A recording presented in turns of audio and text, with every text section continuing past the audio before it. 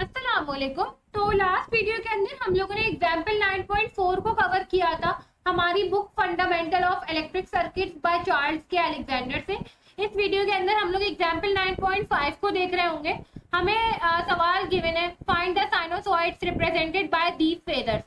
हमें साइनोसॉइड्स निकालने। साइनोसॉइड से मुराद ये है कि जब मैंने शुरू की वीडियोस में साइनोसॉइड बताए थे आपको कि क्या होता है, तो मैंने उसको एक इक्वेशन से रिप्रेजेंट किया था और वो इक्वेशन टाइम डोमेन में थी।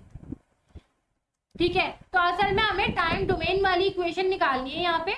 और इन्होंने आपको कहा है कि रिप्रेजेंटेड बाय दीज फेदर्स, मतलब हमने आपको फेदर दिए हुए हैं, अब इससे टाइम डोमेन में जाकर बताओ। ठीक है, अब अगर गौर से देखें ना तो 9.4 इसका बिल्कुल उल्टी थी एग्जाम्पल। उसमें आपको जो है फेजर निकालना था और आपको साइनोसॉइड गिवन होता था। तो जो मैंने करंट और वोल्टेज के फेजर निकाले थे ना, वो पोलर फॉर्म में निकाले थे। और मैंने आपको ये भी बताया था कि करंट और वोल्टेज पोलर फॉर्म में ही रिप्रेजेंट होता है। अब यहाँ पर इन्होंने हमें जो फेजर दिए हुए हैं वो पोलर फॉर्म में नहीं दिए हुए, ये इन्होंने हमें रेक्टेंगुलर फॉर्म में दिया हुआ है और दूसरा फेजर इन्होंने हमें एक्सपोनेंशियल फॉर्म में दिया हुआ है। मगर इसको देखकर आप कंफ्यूज नहीं होइएगा, आपको अपना कॉन्सेप्ट चेंज नहीं करना है। आप उन्होंने बस चेक करना है कि आपको रेक्टेंगुलर फॉर्म से टाइम डोमेन में जाना आ रहा है या नहीं आ रहा है। सही है, तो हम सिंपल सी बात है, मैं रेक्टेंगुलर फॉर्म से पहले पोलर फॉर्म में जाऊंगी, फिर पोलर फॉर्म से टाइम डोमेन में जाऊंगी, क्योंकि मुझे पोलर फॉर्म और टाइम डोमेन में जाना आता है ना। हमने जो टेबल पढ़ा है उसमें मैंने पोलर फॉर्म और टाइम डोमेन वाला टेबल आपको बताया है। सही, तो वो टेबल आपने याद रखना है बस। इसी तरीके से मैं पहले इस एक्सपोनेंशियल फॉर्म को पोलर फॉर्म में कन्वर्ट करूंगी, फिर टाइम डोमेन में जाऊंगी। सही है, तो ये चीज आपको याद रखनी है। अगर यहाँ पे चीजें समझ में नहीं आ रही तो आप बस इतना याद रखो कि यहाँ पे इन्होंने रेक्टेंगुलर फॉर्म दी हुई है और मैं अभी टाइम डोमेन में जाने का क्वेश्चन सॉल्व कर रही हूँ। सही है, और जहां तक पोलर फॉर्म की बात है, तो जब आप सर्किट सॉल्व करोगे तो करंट और वोल्टेज को हमेशा पोलर फॉर्म में रिप्रेजेंट करोगे। ठीक है, इस बात को आपने याद रखना। अब हम क्वेश्चन सॉल्व कर लेते हैं। मुझे असल में यहाँ पे आई टी निकालना है टाइम डोमेन में, तो उसकी इक्वेशन कुछ ऐसे होती है, I M cos omega T plus 5। ठीक है, और मुझे यहाँ पे वी टी निकालना है, तो वी टी की इक्वेशन कुछ ऐसे हो जाएगी, V M cos omega T plus 5।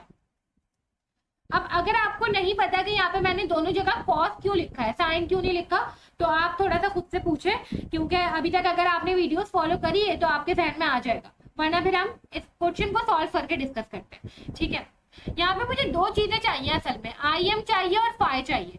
ये मुझे कैसे मिलेगा, मेरी पोलर फॉर्म में आई एम भी होता है और फाई भी होता है। ठीक है, जो कि मेरी पोलर फॉर्म होती है ना फेजर की, वो कुछ ऐसी होती है, उसमें से मुझे आई एम भी मिल जाता है, फाई भी मिल जाता है। मगर मसला ये कि मुझे क्या गिवन है, रेक्टेंगुलर फॉर्म गिवन है, तो मैं इसको पोलर फॉर्म में कन्वर्ट करूंगी। ठीक है, कैसे करूंगी, बहुत ही आसान है। रेक्टेंगुलर फॉर्म से पोलर फॉर्म में हमें जाना आता है, सिंपल मैथ हमें आती है। X square plus Y square under root के अंदर का फॉर्मूला होता है ना, तो -3 का स्क्वायर प्लस 4 का स्क्वायर कर देंगे, आई एम की वैल्यू हमारे पास 5 आ जाएगी। ठीक है, फाई आप कैसे निकालोगे, फाई का भी फॉर्मूला होता है tan inverse y by X करोगे। y क्या है यहाँ पे 4 है और x क्या है -3 है। जब आप ये निकालोगे तो आपके पास आंसर आ जाएगा 126.87 डिग्री। ये आपके पास किसका आंसर आ गया, ये अभी आपके पास आई एम और फाई आया है, मतलब आप अपने करंट को पोलर फॉर्म में ले आए हो। यहाँ पे मैं आई एम की जगह लिख देती हूँ 5 और 126.87। आपने अपनी रेक्टेंगुलर फॉर्म को पोलर फॉर्म में कन्वर्ट कर लिया। अब आप इससे सिंपल टाइम डोमेन में जा सकते हो। टाइम डोमेन में जाने के लिए आपको आई एम और फाई ही चाहिए था। आई एम लिखो, कॉस लिखो, ओमेगा टी प्लस फाई की वैल्यू लिख दो, ये आपका आंसर। ठीक है, तो इस तरीके से आपने कैसे एक रेक्टेंगुलर फॉर्म में मौजूद करंट को, जो कि फेजर ही था आपके पास, पहले आप उसको पोलर फॉर्म में लेकर आए और फिर आप उसको टाइम डोमेन में लेकर आए। अब अगर आपके ध्यान में नहीं आया कि हमने यहाँ पे कॉस क्यों लिखा है, तो याद करें हमने जो टेबल पढ़ा है ना, असल में वो आई एम और फाई जो है वो किसके बराबर होता है, कॉस वाली आइडेंटिटी के बराबर होता है। भाई अगर आपको साइन लिखना था तो आपको 5 में से 90 को माइनस करना पड़ेगा या 90 ऐड करना पड़ेगा, जो भी है। मगर हमने जब डेरिवेशन करी है ना, तो हमने कॉस से करी है कन्वर्जन, याद करें वो वीडियो। ठीक है, तो इसलिए हम लोग जब पोलर से टाइम डोमेन में जाते हैं तो हम लोग कॉस वाला फंक्शन यूज करते हैं। अगर हमारे पास लास्ट वीडियो में जब साइन मौजूद था तो मैंने 5 को 90 में से माइनस करा था, ठीक है, फिर ही मैं गई थी पोलर फॉर्म के अंदर। सही है, तो आपने ये चीजें याद रखती है। अब हम इसका पार्ट बी जो है, जो कि हमें एक्सपोनेंशियल फॉर्म में मौजूद है, इसको हम कन्वर्ट कर लेते हैं टाइम डोमेन। अब देखिए हमारे पास पार्ट बी मौजूद है एग्जाम्पल 9.5 का। इसमें हमें एक्सपोनेंशियल फॉर्म दी हुई है फेजर्स की और हमें इससे टाइम डोमेन में जाना है। तो टाइम डोमेन की इक्वेशन कुछ इस तरीके की होती है, V T equals to V M और यहाँ पे हो जाता है cos omega T plus five. सही है, मतलब मुझे यहाँ पे दो चीजें चाहिए, वी एम और फाइव चाहिए, और मुझे जब तक नहीं मिल सकता जब तक कि मैं पोलर फॉर्म में ना आ जाऊं। तो पोलर फॉर्म मेरी कुछ इस तरीके की होती है, वी एम एंगल फाइव। सही है, अब देखिए ये जो एक्सपोनेंशियल फॉर्म मौजूद है ना कॉम्प्लेक्स नंबर की, इसकी फॉर्म ना कुछ ऐसी होती है, आर फिर ई लिखा हुआ होता है फिर जे फाइव होता है। ठीक है, तो कुछ ऐसी फॉर्म होती है ये। आप इस आर को कह सकते हैं कि ये एम्पलीट्यूड है वोल्टेज का, तो ये वी एम होता है, ये ई जे फाइव होता है। अब इस हिसाब से अगर मैं देखूं तो मेरा जो क्वेश्चन मौजूद है, मेरा वी एम ये होगा जे एट। सही है, फिर ई लिखा हुआ है और जे को हटा के जो फाइव है वो मेरा -20 है। ठीक है, तो यहाँ से मुझे मेरे वी एम और जे की जो फाइव की वैल्यू है वो पता चल गई। मगर आप मुझे एक बात बताएं, क्या आपने कभी ऐसा वी एम देखा है जे एट? मतलब वी एम तो एक सिंपल नंबर होना चाहिए ना, क्योंकि वी एम असल में क्या है कि एक वेव फॉर्म है, उसका पीक पॉइंट है।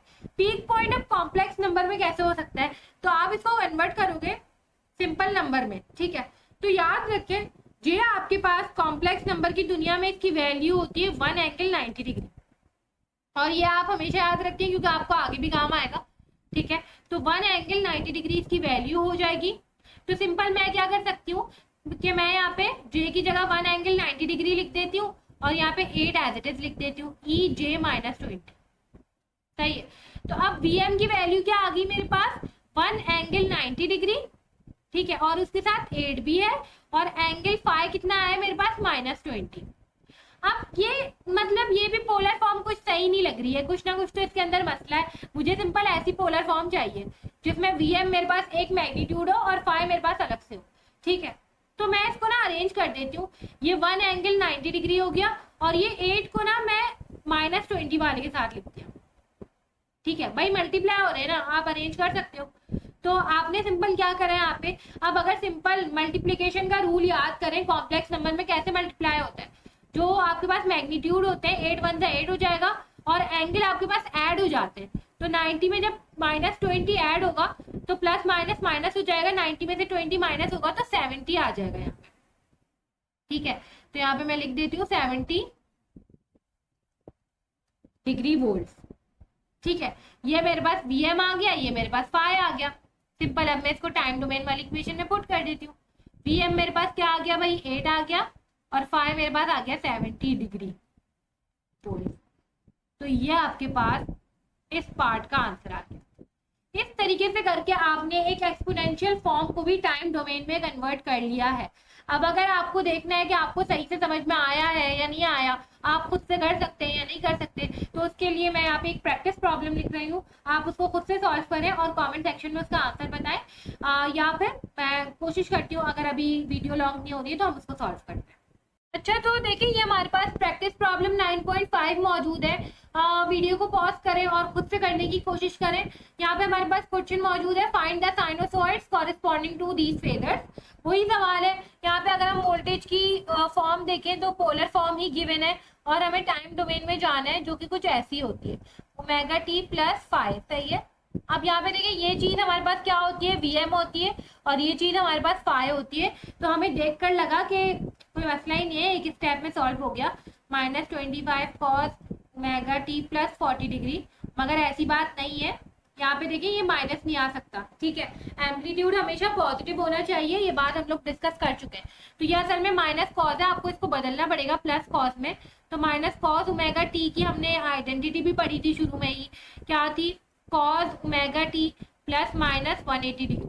सही है, तो आप इसके हिसाब से या तो 180 डिग्री को प्लस कर दें या तो माइनस कर दें, आपकी मर्जी है। तो ये हो जाएगा 25 कॉस, जो भी आपके पास चीज मौजूद है इसमें से 180 डिग्री को अगर प्लस करें या माइनस करें जो भी, तो आपके पास यहाँ पे आंसर आ जाएगा प्लस का 220 डिग्री वोल्ट। ये आपके पास वोल्टेज का आंसर आ गया, बहुत ही सिंपल था। ठीक है, अब हमने करंट वाला करना है, तो करंट में हमारे पास कौन सी फॉर्म मौजूद है, रेक्टेंगुलर फॉर्म मौजूद है, और आपको टाइम डोमेन में जाना है। तो आपको पहले इसकी पोलर फॉर्म निकालनी पड़ेगी। उसके लिए पहले तो ये रेक्टेंगुलर फॉर्म भी ठीक मौजूद नहीं है, इसको आप पहले ठीक करें। कैसे करेंगे, इस जे को मल्टीप्लाई करें 12 से, तो ये हो जाएगा 12j और minus j into J square 5, ठीक है। ये हो जाएगा 12j माइनस जे स्क्वायर की वैल्यू होती है आपके पास -1, ठीक है। तो ये आपके पास कुछ ऐसे हो जाएगा minus minus plus 12j plus 5। तो x की वैल्यू आपके पास 5 है और y की वैल्यू आपके पास क्या है, 12 है। तो आप x square plus Y square करें और im की वैल्यू आ जाएगी आपके पास, ठीक है। तो इसको आप खुद से करने की कोशिश करें। और आपके पास फाई की वैल्यू कैसे आएगी, tan inverse y by x करके। जब आपके पास ये दोनों वैल्यूज आ जाए, फिर आपने सिंपल क्या करना है, I M cos omega T plus phi करके आंसर लिख देना है, ठीक है। तो बाकी की जो एग्जाम्पल्स और प्रैक्टिस प्रॉब्लम्स होंगी वो हम लोग नेक्स्ट वीडियो के अंदर कंटिन्यू कर रहे होंगे, और जो आगे की कॉन्सेप्ट होंगे सर्किट सॉल्विंग, वो सारी चीजें भी स्टार्ट करेंगे।